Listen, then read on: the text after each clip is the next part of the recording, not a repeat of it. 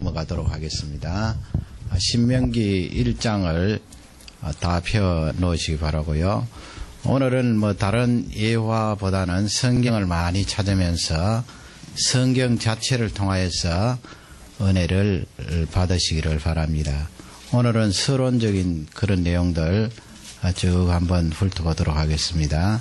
신명기는 모세 오경 가운데 5번째 책이죠. 제일 마지막 책이 되겠고요. 저번에 살펴본 대로 이 신명기는 역사서는 아니겠지요.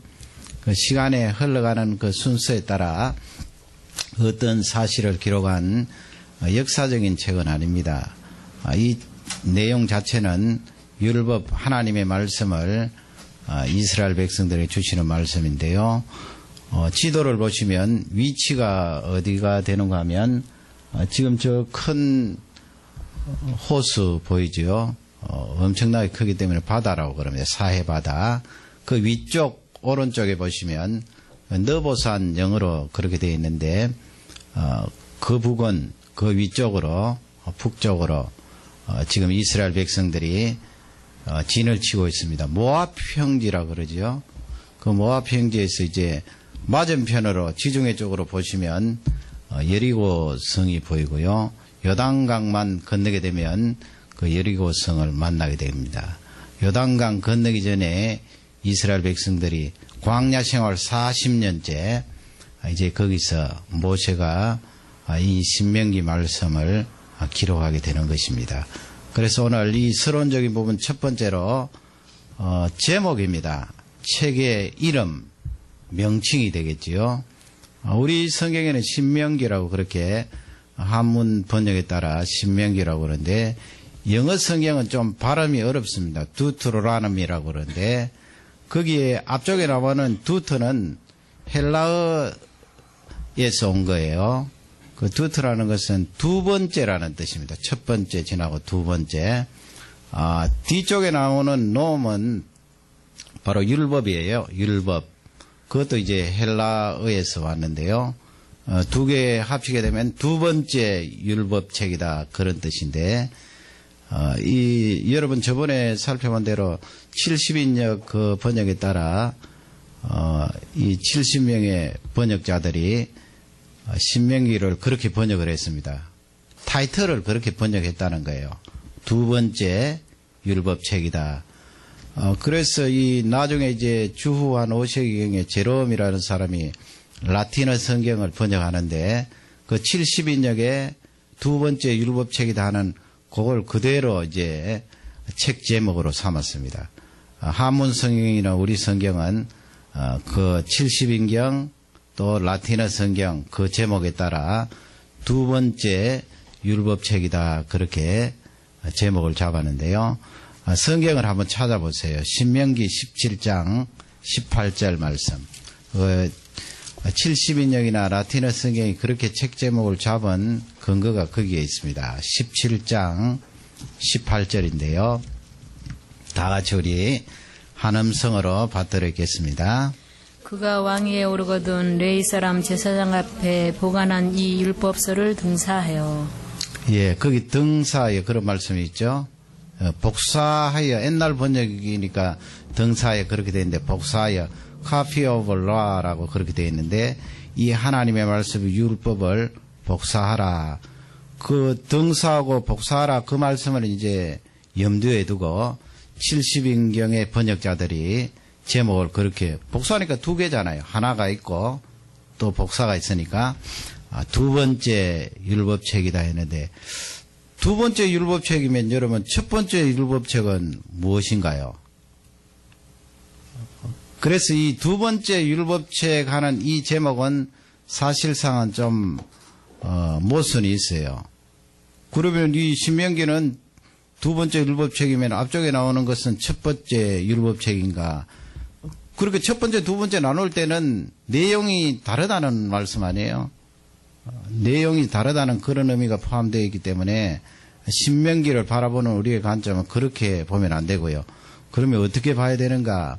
1절 말씀, 1장 1절을 다 같이 한번 펴보시기 바랍니다.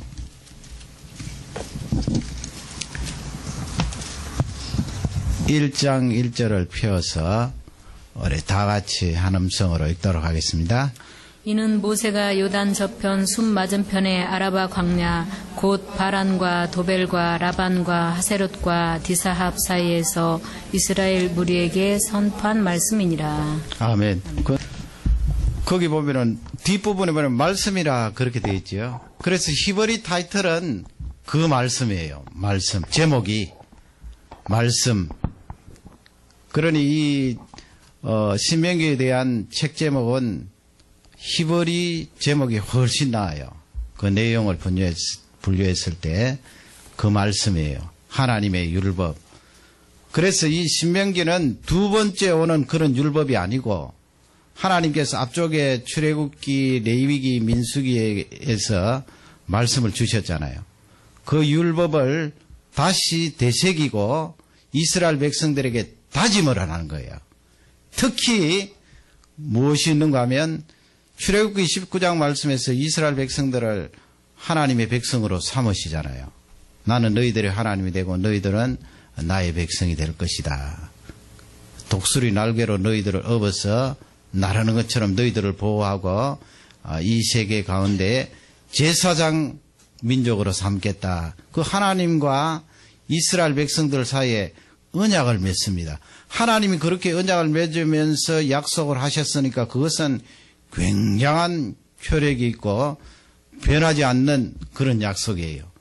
그것을 이제 이스라엘 백성들이 가나안 땅에 들어가기 전에 이 모세를 통하여 한 번 더 다짐을 하는 거예요. 그 언약을 다시 회상시키면서 갱신한다 그러지요. 원래 있던 그 언약을 이스라엘 백성들이 다시 기억하고 상기하여서 하나님의 그 언약을 지키고 저 땅에 들어가서도 하나님 백성처럼 살겠습니다. 그렇게 모세를 통하여 다짐을 시키는 거예요. 한 번 더 반복하는 거죠. 두 번째 율법이 아니라 하는 것을 꼭 그렇게 기억을 하시기를 바랍니다. 이렇게 이제 책 제목에 대해서 여러분 기억을 하시고 두 번째 생각해야 될 것은 그러면 이 연대가 언제인가 또 기록자는 누구인가 그것을 우리가 살펴봐야 되죠. 기록자는 뭐 우리가 아는 대로 상식적으로 모세다 알 수가 있는데 성경을 좀 찾아보기를 원하고요. 19세기 지금부터 한 200년 전부터 이제 자유주의 신학자들이 들어와서 이 신명기의 기록자가 모세가 아니다 하면서 주장을 하는데 그 사람들은 뭐 늘 그렇게 엉뚱한 말을 잘하니까요. 신학을 또 전공하는 입장에서는 그런 책을 읽기는 읽지만은 정확하게 우리의 신앙 입장을 성경을 통하여 가지고 있을 필요가 있고요.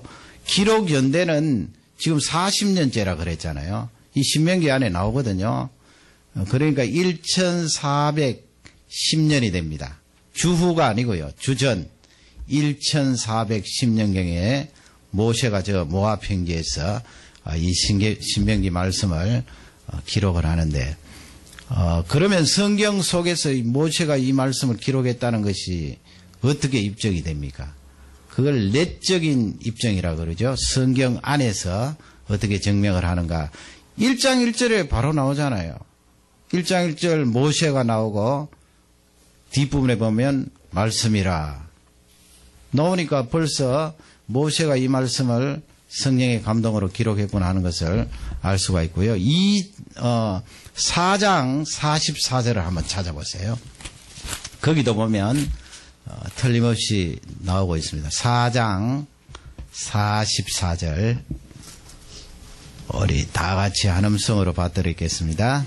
모세가 이스라엘 자손에게 선포한 율법이 이러하니라. 거기 나와 있죠. 모세가 이스라엘 자손들에게 선포한 말씀. 모세가 말이죠. 그러니까 이건 뭐 누가 봐도 모압 평지에서 모세가 모압 평지까지만 살았으니까 말이죠. 모압 평지에서 이 신명기 말씀을 기록했다 하는 것을 알 수 있고요. 여호수아 1장 7절을 한번 찾아보세요. 거기도 나와 있습니다. 여호수아 1장 7절.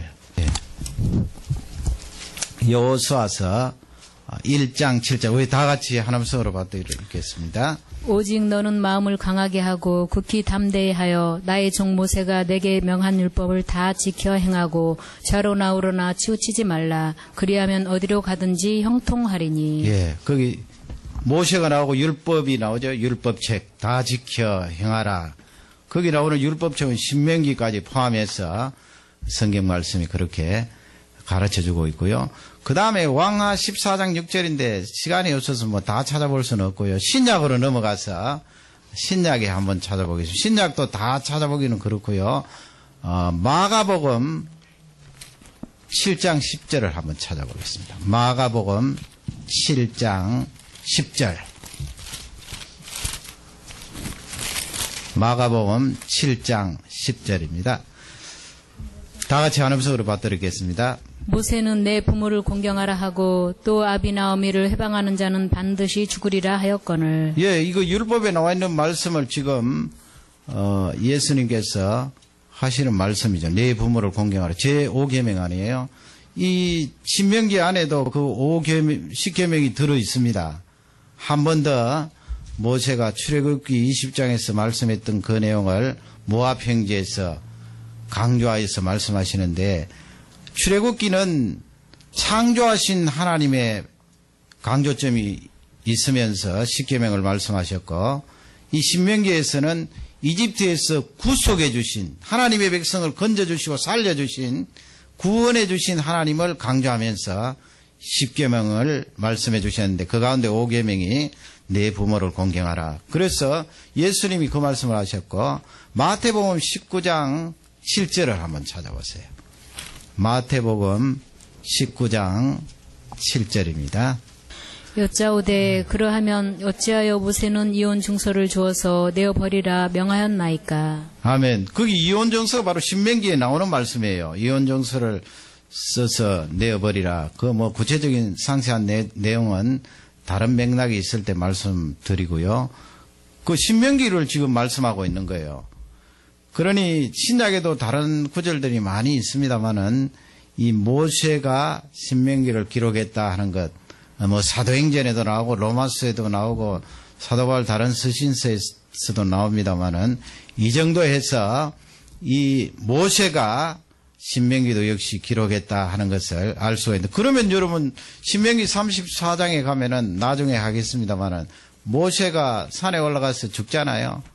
자기의 모든 정권을 여호수아에게 이양하고 여호수아를 안수하고 나서 그 죽어요. 죽는데 시신을 찾지 못했지요.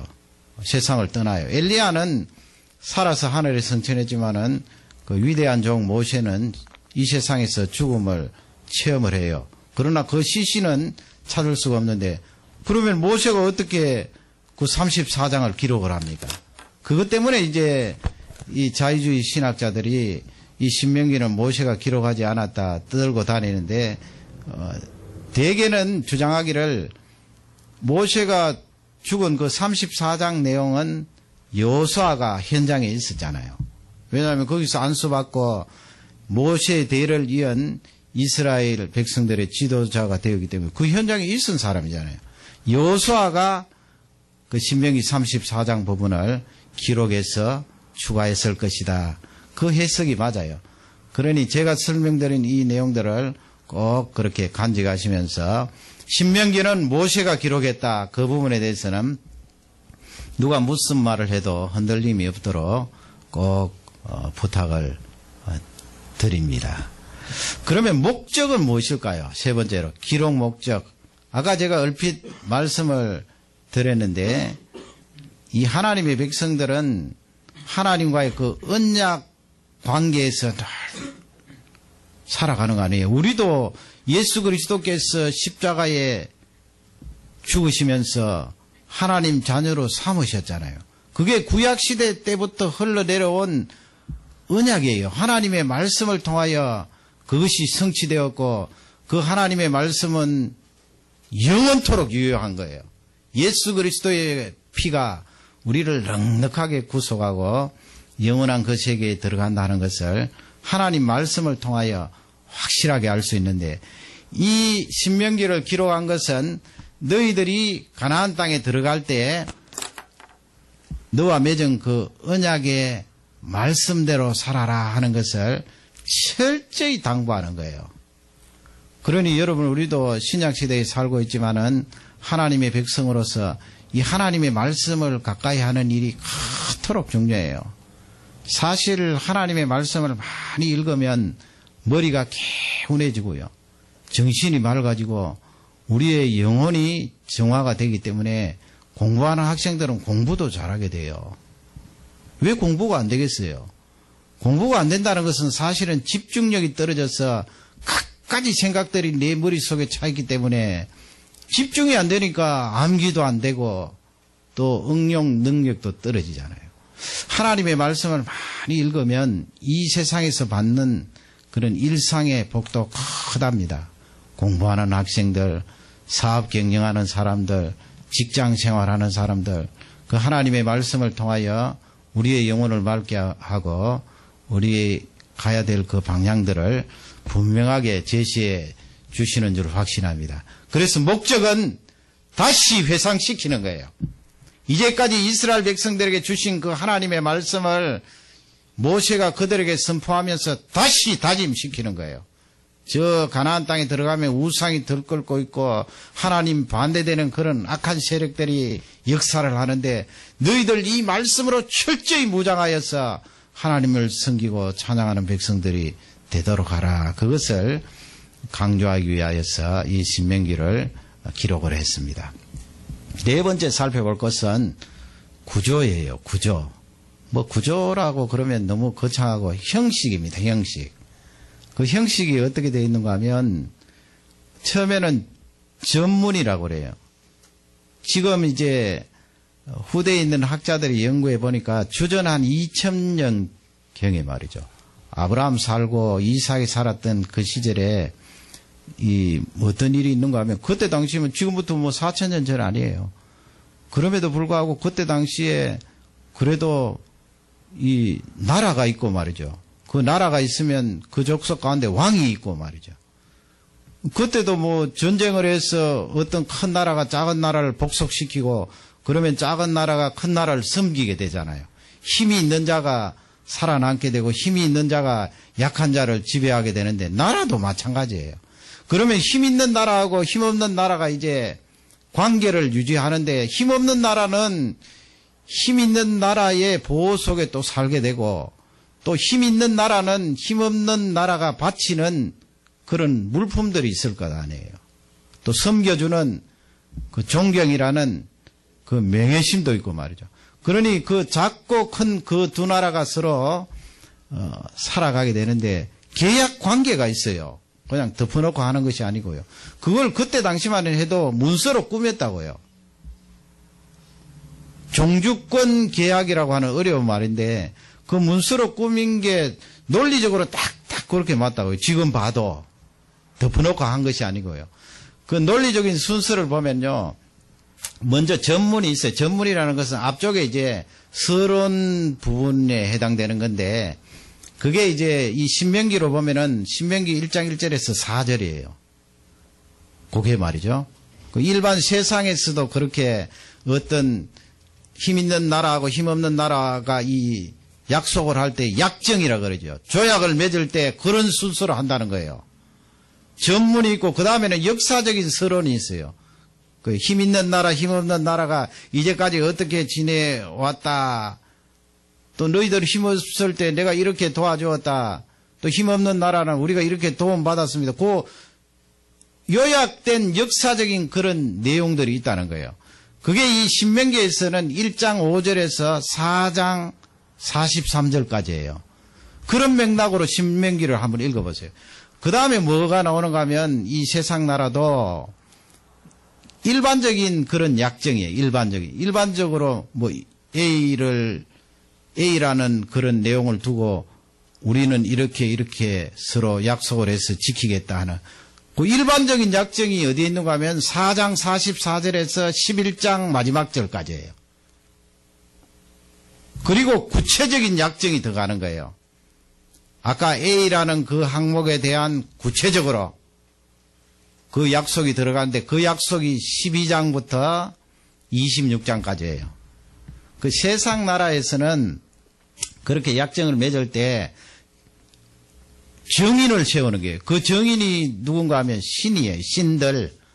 그러니까 하나님이 아니고 자기들이 만들어 놓은 우상이라든지 신들을 거기에 세워서 두 나라 사이에 우리의 정거자는 우상 신들입니다 해서 거기에 집어넣는 거예요. 그러나 신명기에는 그게 없어요. 왜냐하면 하나님께서 이 우주 만물의 창조주시요 유일하신 신이신데 말이죠. 다른 우상은 사람들이 만든 거잖아요. 그러니까 신명기에는 그게 없어요. 그게 없고 신명기는 바로 이제 넘어가는데 무엇이 있는가 하면 축복과 저주가 나와요. 그게 27장, 28장이에요. 그 세상 나라들도 서로 조약을 맺을 때 축복과 저주가 반드시 있어요. 그 내용이 무엇이겠어요? 너희들 말 안 듣고 이 약속 지키지 않으면 다 죽이겠다. 그 말이에요. 그 이 신명기에도 여러분 그 유명한 축복과 저주가 있잖아요. 27장, 28장. 그러면 하나님의 말씀인 이 신명기가 세상의 그런 조약의 형식에 영향을 받았는가? 그건 아니에요. 그렇게 생각하면 안 되지요. 세상에 어떻게 그 조약의 형식에 영향을 받아요? 그럼 뭐냐? 하나님께서 이 역사 속에 개입하셔서 역사를 운행하시면서 사람들이 사용하는 그 이스라엘 백성들이 이해하기 쉽겠잖아요. 특히 모세가 가지고 있는 지식이 얼마나 탁월해요. 이집트 땅에서 학문에 탁출한 왕자님 아니었어요. 그러니 주전 2000년경에 있었던 그런 나라와 나라 사이에 그 약정하는 조약을 맺는 그 내용을 모세가 다 알고 있었어요. 그러니 하나님께서 그 부분을 사용하신 것뿐이에요.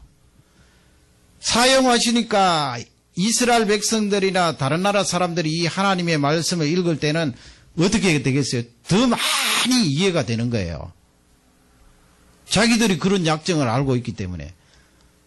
그러니 우리 하나님께서 사람을 사용하시고 또 우리 사람을 통하여 일을 나타내실 때 이 역사 속에 깊이 개입하셔서 내가 가지고 있는 지식이라든지 내가 가지고 있는 그 재능들 늘 활용을 하세요. 하나님께서 모세가 가지고 있는 그런 지식들도 활용하시면서 성령의 감동으로 그런 틀을 만드셔서 그 안에 하나님의 말씀을 집어넣었습니다. 신명기를 그런 관점에서 보시고 혹 누가 세상에 있는 그런 조약의 형식에 영향을 받은 것이 신명기다 그렇게 말하면 그거 아니라고 말씀할 수 있어야 돼요. 하나님이 활용하신 것뿐이에요. 그 사회에 나오는 말씀들은 주옥 같은 1점의 오차도 없는 오류가 없는 하나님의 말씀이다 하는 것을 꼭 잊지 마시고 이 말씀을 읽으시기 바랍니다. 그러면 서론적으로 이 속에 나오는 내용들은 무엇인가? 크게 두 가지로 나누어져요. 하나님께서 우리에게 요구하시는 것이 있고 우리의 반응이 있어요. 그것이 신명기가 가지고 있는 주 내용이에요.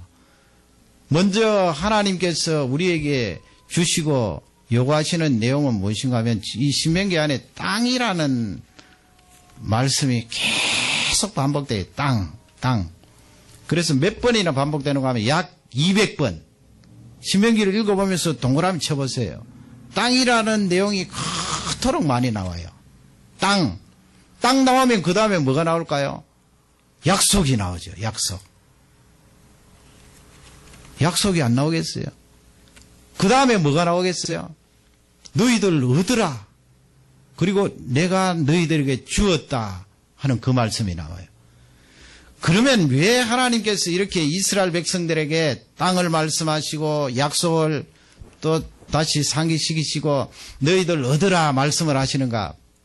이것은 신약에 사는 우리들에게 주시는 중요한 메시지예요. 여러분, 우리가 나중에 영생을 누릴 때 무엇이 있겠어요? 우리에게 기업이 있다고요. 이 땅으로, 이 지구로 말하면 땅이죠, 땅. 그러나 영원히 살 그곳에서는 우리가 가지려고 하고 소유하고 싶은 그 땅이 아니고 기업이라 그러죠. 기업.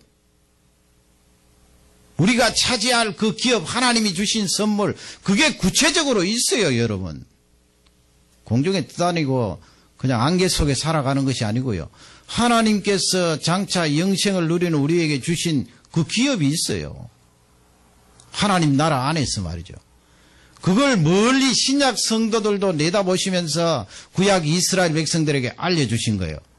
하나님 아버지, 그러면 그 기업 영생을 누리면서 받을 그 선물을 우리가 어떻게 확정할 수가 있습니까? 그게 약속이잖아요. 하나님이 우리에게 언약해 주신 약속. 하나님이 약속하시면 저번에 민수기에 배운 것처럼 틀림없어요. 그분은 시건하는 분이 아니에요. 내 까먹었다 그러시는 분이 아니에요. 거짓말 하시는 분이 아니에요. 100% 보정을 해 주시는 거예요. 땅, 약속, 그 다음에는 얻으라. 내가 너희들에게 주었다. 하나님께서 우리에게 주었다고 말씀합니다. 예수 그리스도로 말미암아 이미 우리는 받아 가지고 있는 거예요. 장차 영원한 그 세계에 들어가서 구체적으로 체험하겠지만은 실제적으로는 이미 우리가 받은 거예요. 여러분, 우리가 얼마나 소망된 존재인지 다시 한번 이 말씀을 통하여 생각해 볼 수가 있습니다. 그러면 성경을 한번 찾아보시기 바랍니다. 땅이 있고 약속이 있고 이미 주었다 했는데 1장 8절 한번 빨리 찾아서 한번 읽도록 하겠습니다. 거기 땅이 나오지요. 1장 8절을 다 같이 읽도록 하겠습니다. 여호와께서 너희의 열조 아브라함과 이삭과 야곱에게 맹세하사 그들과 그 후손에게 주리라 하신 땅이 너희 앞에 있으니 들어가서 얻을지니라. 그거 다 나오죠. 세 가지 다. 이미 아브라함, 너희 열조 아브라함에게 맹세하셨다는 약속이 나오고요. 거기 땅이 나오고 말이죠. 받으라고 말씀합니다. 세 가지 다 나오잖아요. 그 다음에 1장 21절 다 동그라미 쳐놓으세요. 굉장히 중요한 내용이에요. 1장 21절 너희 하나님 여호와께서 이 땅을 너희 앞에 두셨은즉 너희 열조의 하나님 여호와께서 너희에게 이르신 대로 올라가서 얻으라.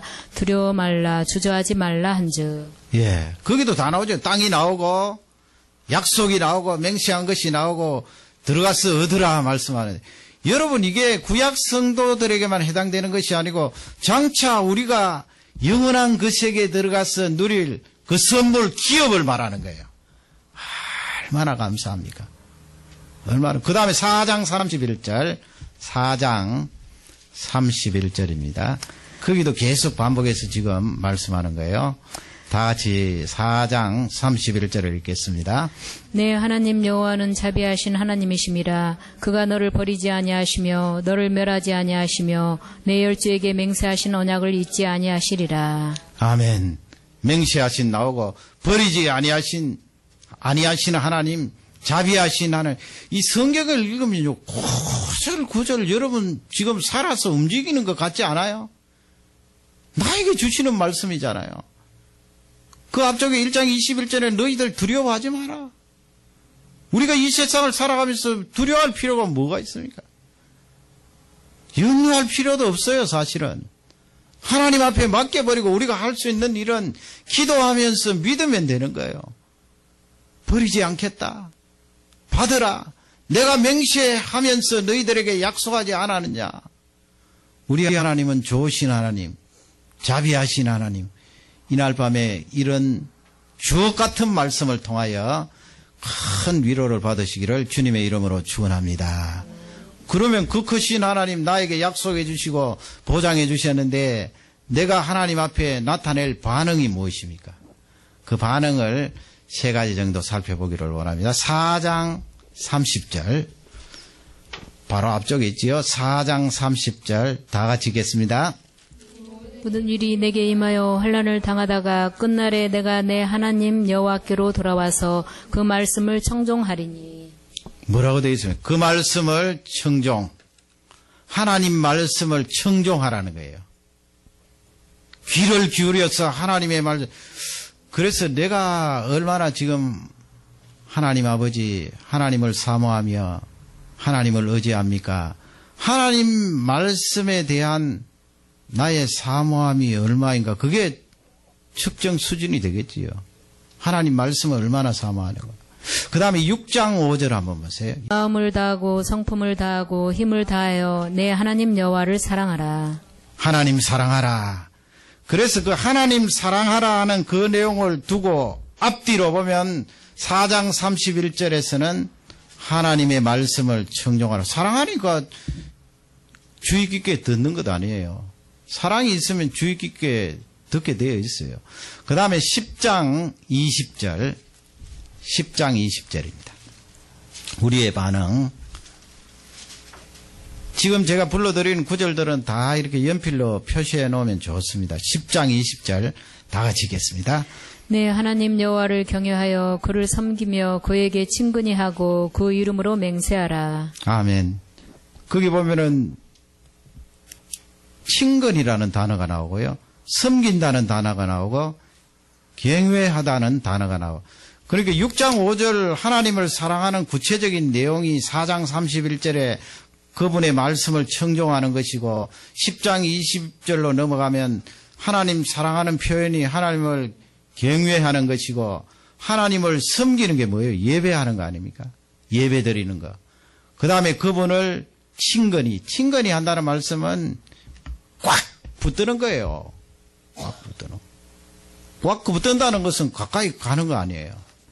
가까이 가는데 가까이 가서 싫어하면 곤란하겠지요. 하나님을 꽉 붙드는 거예요. 가까이 가서. 하나님 없으면 저는 살 수가 없습니다. 하나님이 내 인생의 가장 존귀한 분입니다. 하나님을 꽉 붙드는 거예요. 하나님이 얼마나 좋아하시겠어요. 하나님이 나에게 그렇게 많은 약속을 해주시고 영원한 기업을 나에게 주셨는데 하나님, 나의 반응이 어떠합니까? 하나님 사랑합니다. 하나님 말씀 청종합니다. 하나님을 예배드리고 하나님을 찬양합니다. 하나님을 꽉 붙듭니다.